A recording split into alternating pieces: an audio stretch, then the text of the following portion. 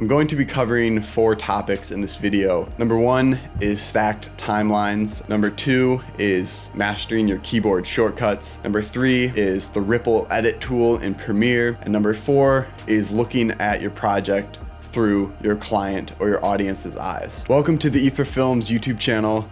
In this video, I'm gonna show you how to 10x your editing speed. So editing, like anything else, is about practice, but there are certain methods and techniques that you can use to streamline your process and get the most out of the time you put into editing. We wanna be as efficient as possible. We wanna focus less on the technical side and more on the creative storytelling side. So we want to be able to push out edits in 30 minutes, to an hour, not spending days or even weeks on simple edits. And if you implement these tips, you'll be on your way to becoming an extremely fast and proficient editor. First, stacked timelines, or the Ezra Cohen method. I learned this in the Happy Editing course provided by Ezra Cohen, and it's changed the way that I edit. If you forget about bins, then you'll save hours of your time in editing. Shift more into timelines and organizing your footage into timelines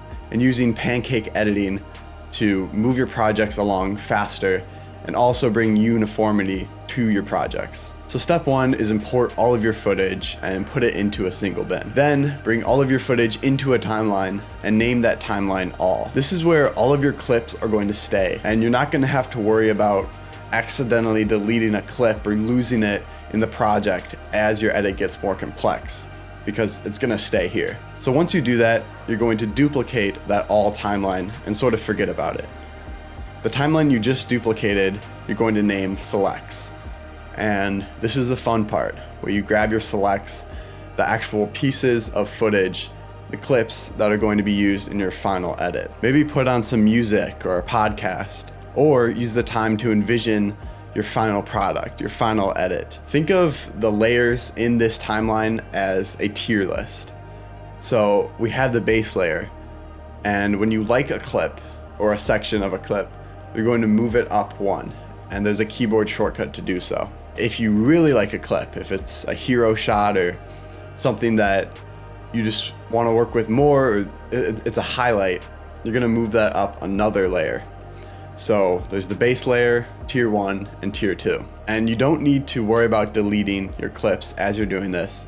Just cut them up as much as you want, slice the crap out of them, and move them up, as many tiers as you want to kind of rate each shot. So once you're done with that, you're going to take the bottom layer, remember all the clips that you don't like, and click Ripple Delete. This is going to delete all the clips on the bottom layer and snap your selects together in a super nice, concise way. From there, you're left with the footage you'll be using in your final edit. The next step is creating a principal timeline.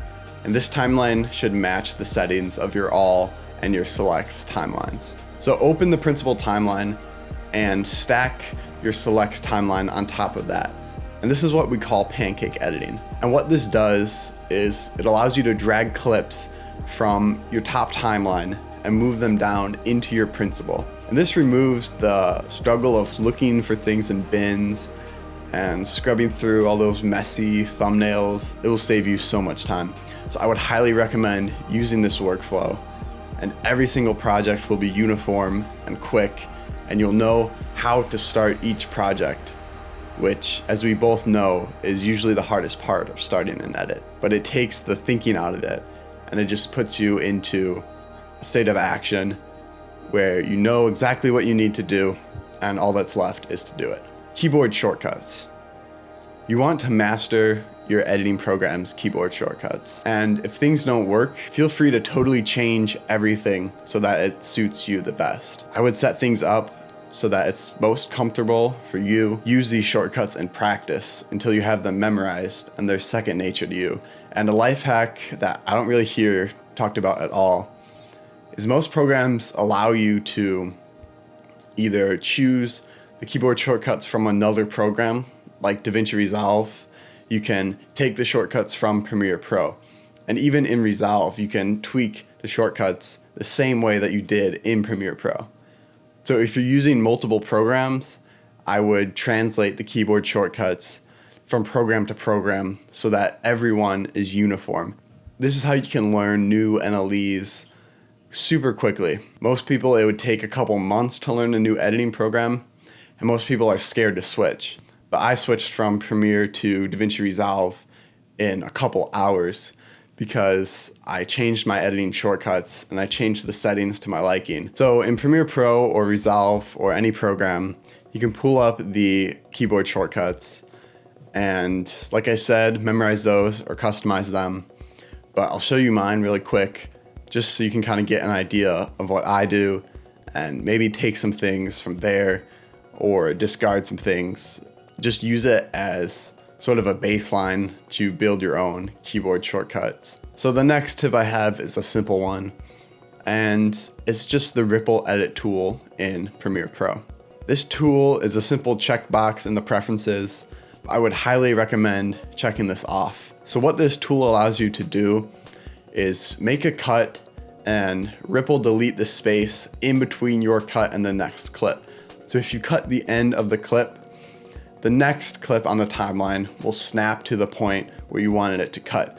And what this does, it takes out the process of you clicking that space and deleting it, or right-clicking it and clicking Ripple Delete. Like you don't want to do that. I would highly recommend starting to use this and getting used to it. So the fourth tip I have is more of a psychological one and less technical, but it's not talked about a lot.